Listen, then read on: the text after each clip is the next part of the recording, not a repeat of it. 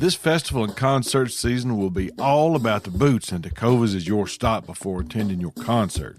All Tecovas boots are made by hand in a time-honored tradition with timeless styles that are always on trend. And Tecovas has first wear comfort with little to no break-in period.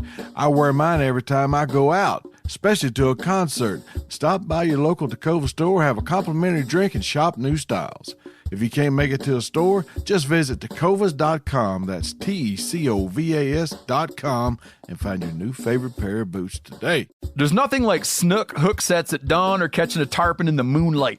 Find your next fishing trip made easy on fishingbooker.com and experience the magic of the Sunshine State or any other destination on your fishing bucket list. Book a blue water adventure in search of sailfish or go snapper fishing with the kids. With over 6,000 captains and trips to choose from, planning your next one just got a whole lot easier. Download the Fishing Booker app on the Google Play or App Store or visit them online at fishingbooker.com to book your trip today. Outdoor adventures won't wait for engine problems. Things like hard starts, rough performance, and lost fuel economy are often caused by fuel gum and varnish buildup. Seafoam can help your engine run better and last longer. Simply pour a can in your gas tank.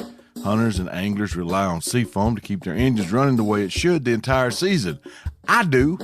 Now pick up a can of Seafoam today at your local auto parts store or visit seafoamworks.com to learn more.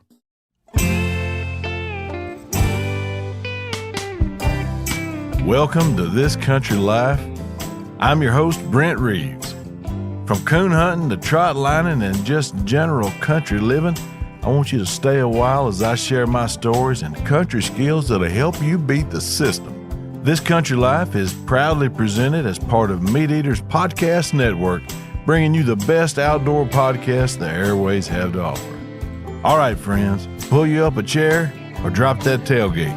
I think I got a thing or two to teach you. Catching catfish with trotlines. You're in for a treat today. We're talking about catching catfish with trotlines. We're going to talk about what a trotline is, how to make one, what to use for bait, and where to fish them. Now, if you'll just tie a knot and hang on with me till the end, I'll share the Reeves family recipe for frying up a mess of fillets that'll knock you out so hard you'll be hollering, "Who flung the chunk?" But first, I'm going to tell you a story.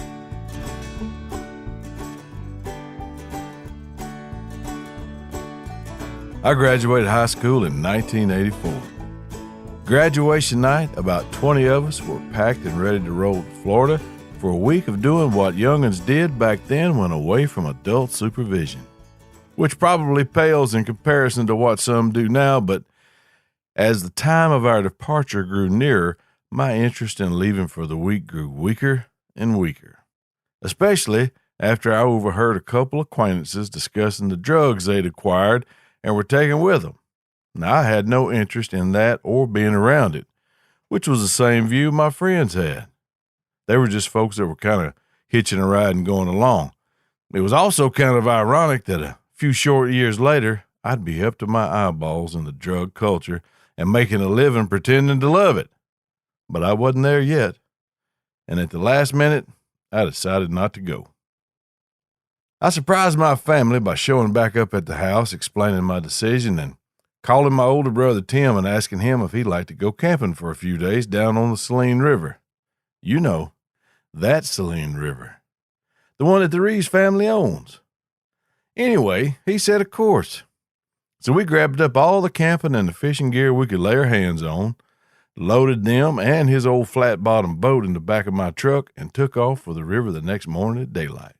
We put in the river at the boat ramp that would eventually be named in honor of my daddy. We set off for the adventure of living off the land, vowing not to return to the truck until we'd spent our week in the bottoms getting fat and slick off all the fish we were going to catch to go along with all the side items we'd brung with us. It was going to be a week-long fish fry. We were prepared, Jack.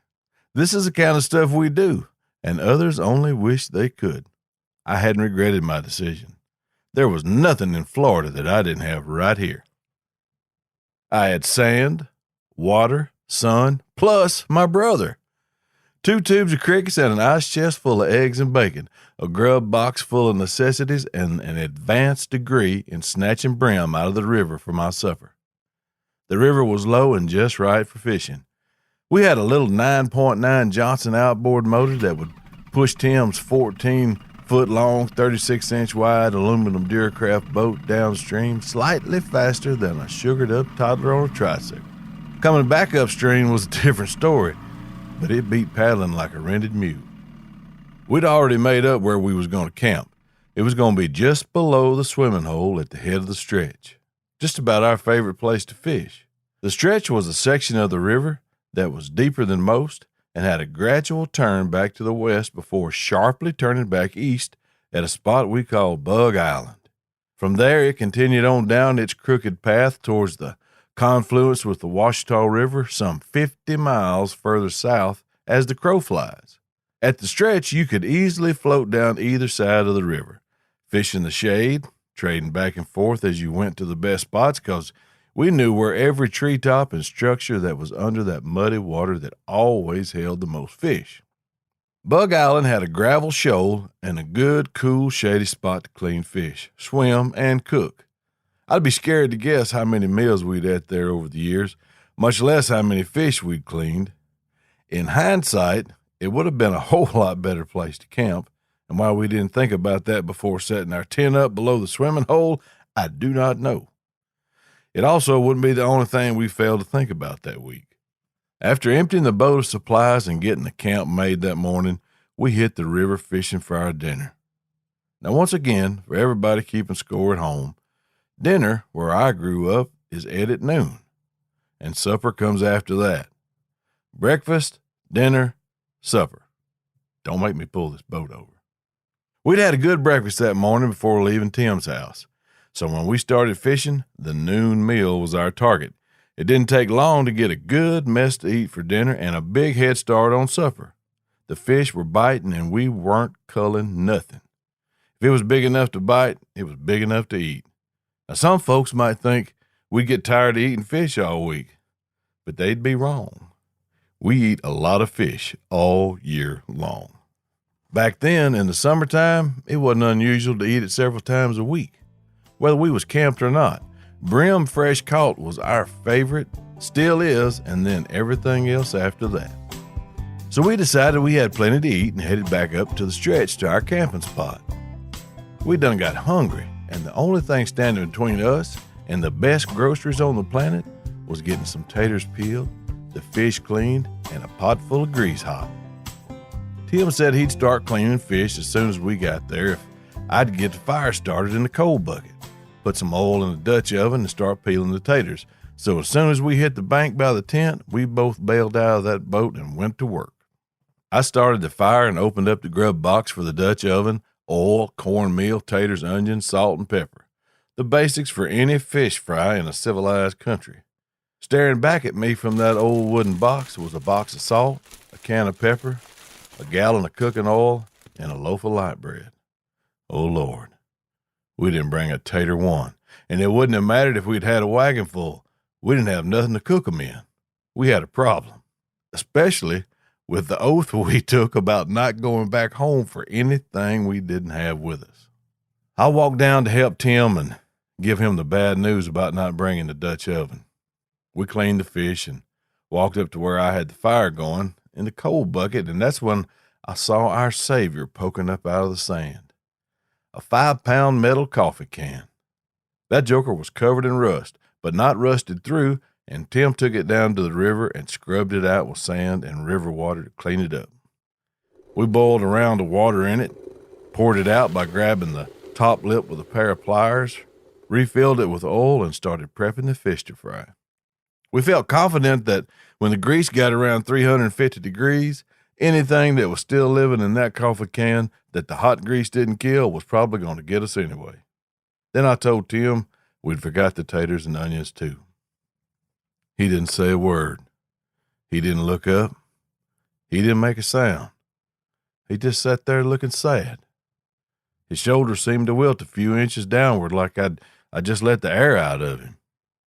I thought he might cry, And back then, men didn't cry, especially in front of another one. Not and live and tell about it. So while he sadly stared at that rust-colored oil that was starting to bubble in our Maxwell House fish fryer, I looked back way towards the river to let him have his moment, and so he wouldn't see me if I started squalling. And that's when I saw Mr. Jones. Mr. Jones wasn't a local, a fact that would come into play very soon. He lived an hour or so away, but he was retired and had a nice camp back upriver and had had it for years, so we all knew who he was.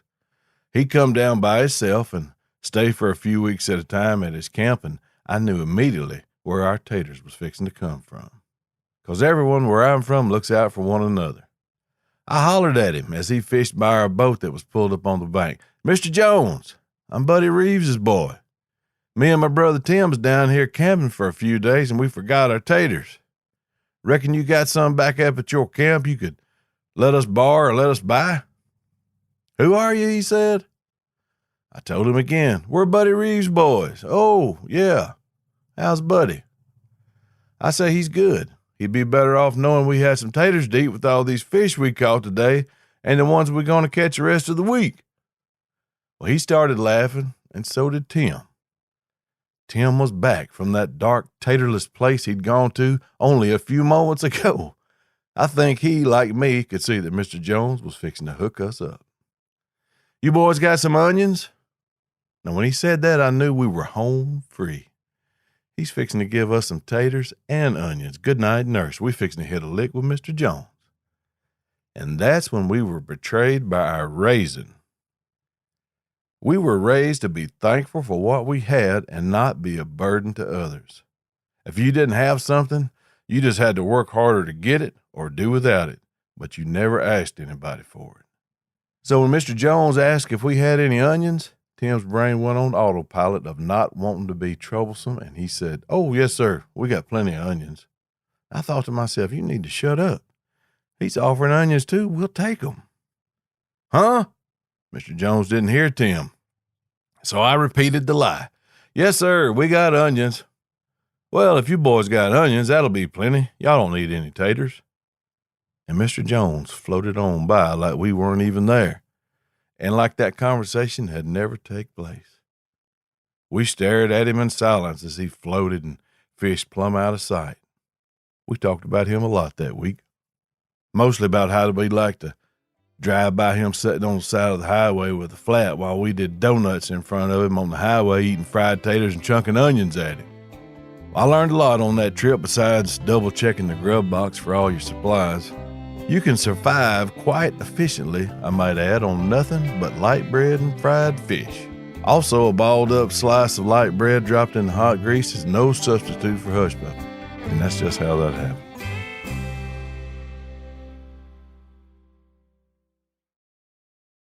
This festival and concert season will be all about the boots, and Tecovas is your stop before attending your next concert.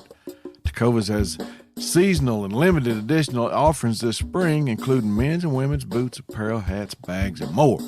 All Tecovas boots are made by hand in a time-honored tradition with timeless styles that are always on trend. And Tecovas has first-wear comfort with little to no break-in period. It's hard to find this level of comfort paired with this level of style. Plus, their direct-to-consumer pricing keeps value on your feet and money in your pocket. I never go to a concert without mine, and it was all they could do to keep me off the stage.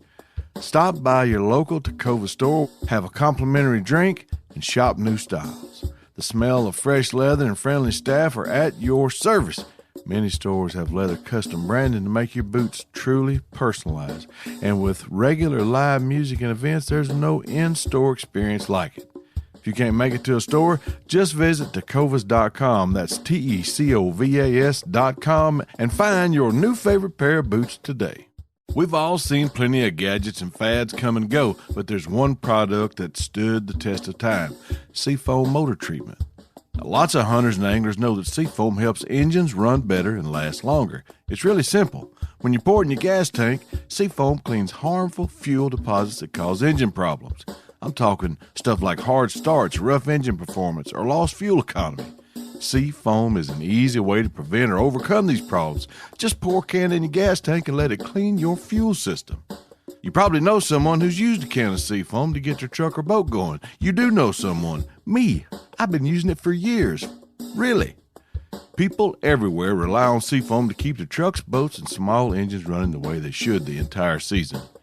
Help your engine run better and last longer. Pick up a can of seafoam today at your local auto parts store or visit seafoamworks.com to learn more.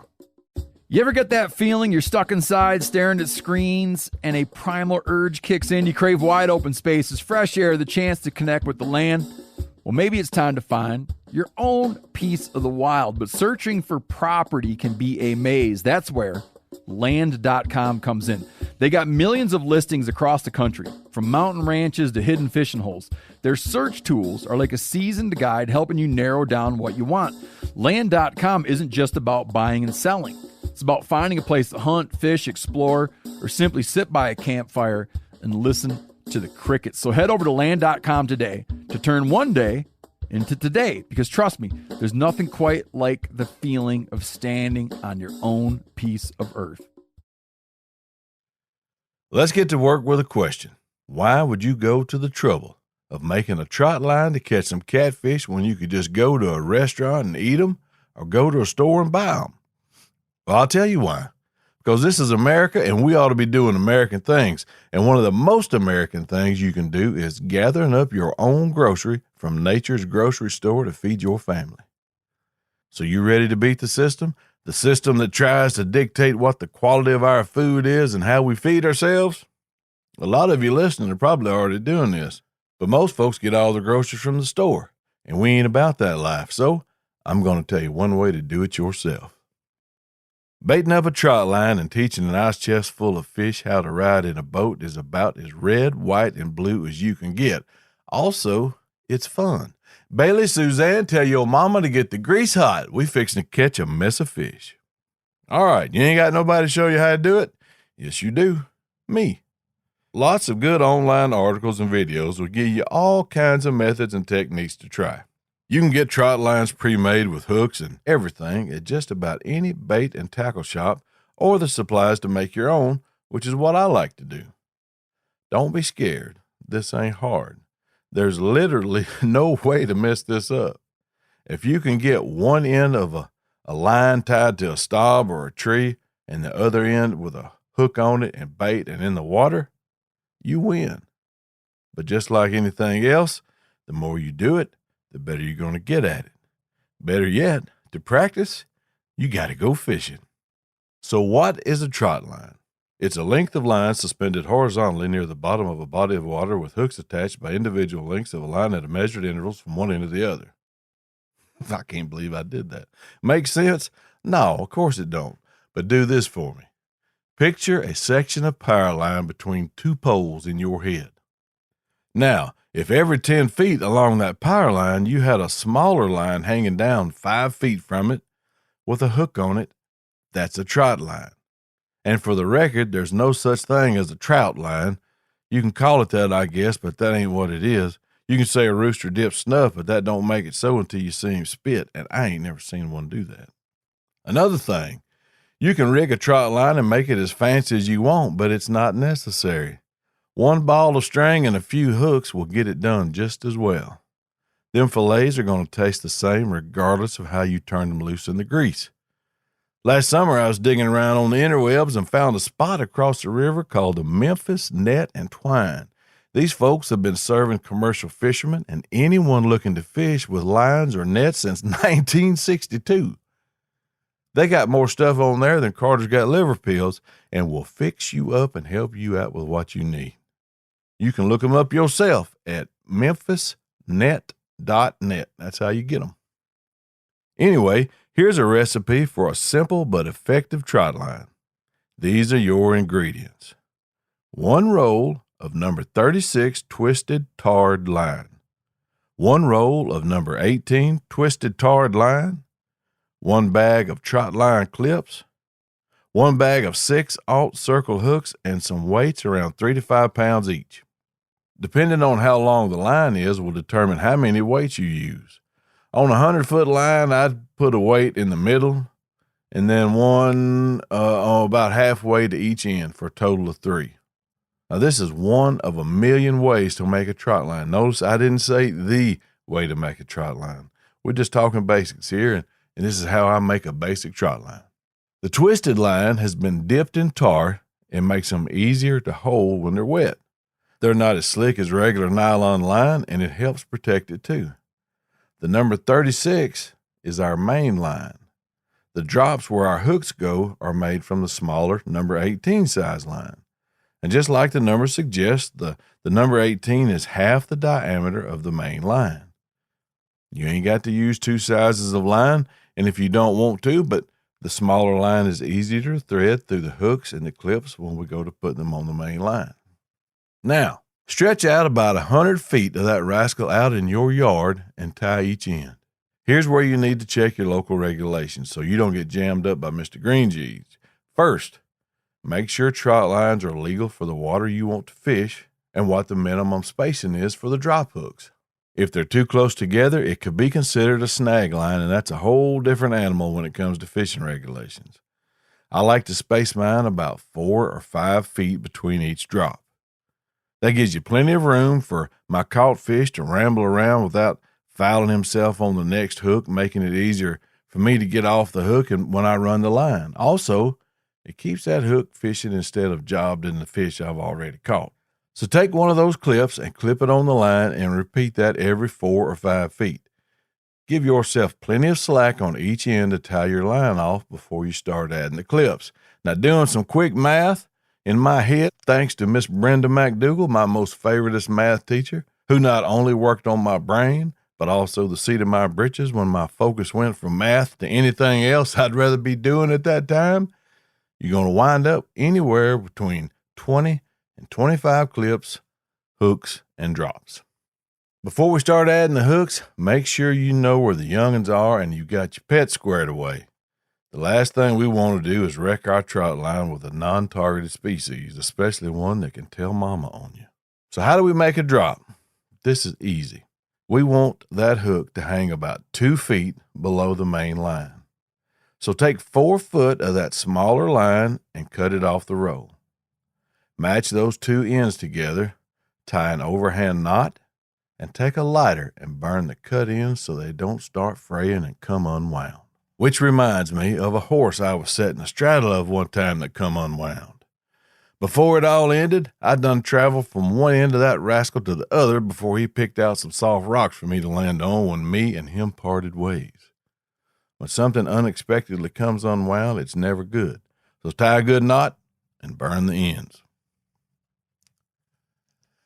Now you got a 2-foot drop of number 18 line and you about to rock your first drop on your first trot line. Take a hook and feed the doubled line through that eye and pull the hook through the loop it formed on the other side, securing the hook in one end of the drop. Now, repeat that process by looping it onto the clip you've already attached to the line, and bingo, you got it. Now do that for the rest of your line, and you're ready to fish. But Brent, what am I going to do now? How do I get my trot line from the backyard to the river? I hope y'all really don't sound like that, but remember Memphis Net and Twine? They make an item called a plastic winder you can buy, or you can make one out of a scrap piece of paneling. Or you can just use a 5-gallon bucket and hang the hooks from the inside and have all the line contained inside the bucket. Personally, I like the winder because it takes up less bait in my boat, but using the bucket is usually faster. To each his own. To me, the best tasting catfish is the belly meat off a flathead, but we're not going to worry about targeting specific species of catfish right now. Outside of them mudcats, we'll take a blue cat, a channel cat, or a flathead. Sometimes the mudcats are fine. It just depends on the water you're fishing, and since we're headed to the river where the water's moving, we're going to be good with any of them. There's really no way to wrongly fish a trot line. Some are just better than others. Right now, we're talking about fishing a river, and the example I can give you is the mighty Saline River in Cleveland County, where currently, as my niece continues her research, the count is up to 8 generations of reeves that ran around that part of Arkansas, breaking hearts, killing animals, and catching fish. That's where the Lloyd Wilton Buddy Reeves Saline River access is located. I have so many wonderful memories of this place and a lot more stories from down there that I'll share with y'all in the future. But now we got to get some bait, and you can catch some flatheads with live bait, but you can catch them all with bait that leaves scent in the water. So on the way to the river, we'd stop and we'd get some beef liver or chicken hearts or livers at the grocery store. And some folks would just buy some pre-made stink bait to use. Lots of folks make their own bait, and we might talk about how they do that sometime, but right now we're going to go with this. The river wasn't real wide, and we could stretch a line across it pretty easy in most places. We just had to make sure that we weighted it down enough where the boats wouldn't hit it. And that shouldn't be a problem if you have it set right, because fishing on the bottom is where you catch catfish, so don't forget your weights.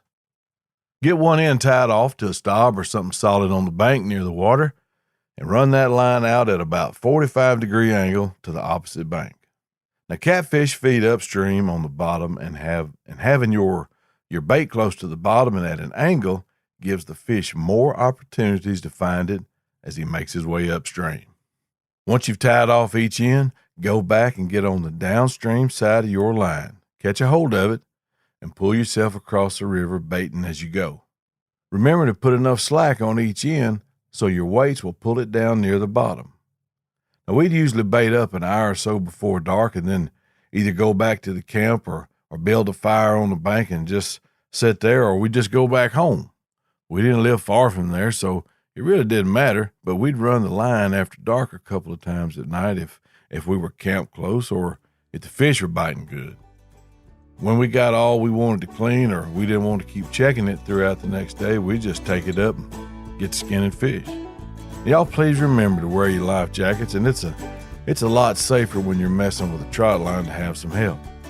You're fishing in more water than you can drink if you fall in, so watch yourself. All right, here comes the best part. All the struggle up to now is about to pay off when that peanut oil hits 350 degrees. That's the time to slip that catfish fillet into that golden cauldron of bubbling goodness. For the love of humanity, here's how you do it. Now, what I'm about to reveal has been a closely guarded secret for years. If Colonel Sanders would have had this mixture and cooked fish instead of chicken, that dude would have been a general. This mixture has evolved over time, but at my father's passing, this was the recipe for his fish bread. And we use the same one for all fish, crappie, brim, bass, it didn't matter. This was it. It's our favorite. I'm happy to share it with y'all, but y'all fix it how you like it. Ours was made by using 3 cups of yellow cornmeal in a big mixing bowl. Put a 1/3 cup of lemon pepper and an 1/8 cup of granulated goodness that takes your fish to the next level, and that is Cajun Land brand crawfish ball. It doesn't take a lot because the flavors are pretty intense and concentrated, but at that ratio, at least for us, the flavor is great and the kick ain't enough to knock the baby out of the high chair. But you regulate it for what's best for you and yours. It's a lot easier to add than it is to take out. Also, it's going to depend on how many folks you're trying to feed and definitely how much fish you have as to how much bread you make.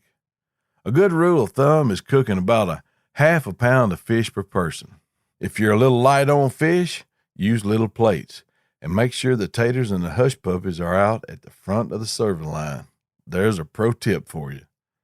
Now, I like soaking my fillets in sweet milk before I bread them, but you ain't got to.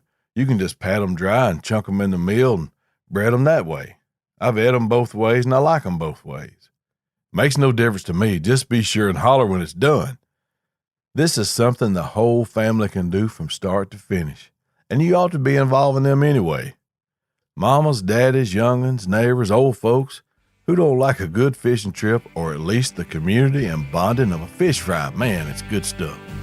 I hope y'all have enjoyed this as much as I have. I hope you'll come back next week. We're going to talk about some more country stuff and have a good time while we're doing it. This is Brent Reeves signing off. Y'all be careful.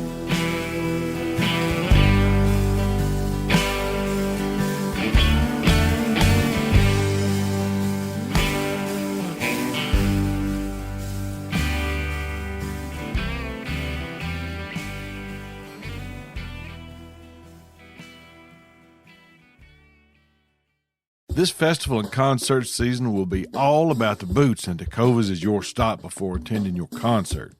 All Tecovas boots are made by hand in a time-honored tradition with timeless styles that are always on trend.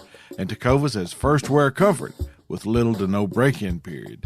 I wear mine every time I go out, especially to a concert. Stop by your local Tecova store, have a complimentary drink, and shop new styles. If you can't make it to a store, just visit tecovas.com, that's TECOVAS.com, and find your new favorite pair of boots today. Outdoor adventures won't wait for engine problems. Things like hard starts, rough performance, and lost fuel economy are often caused by fuel gum and varnish buildup. Seafoam can help your engine run better and last longer. Simply pour a can in your gas tank. Hunters and anglers rely on Seafoam to keep their engines running the way it should the entire season. I do. Now pick up a can of Seafoam today at your local auto parts store or visit seafoamworks.com to learn more.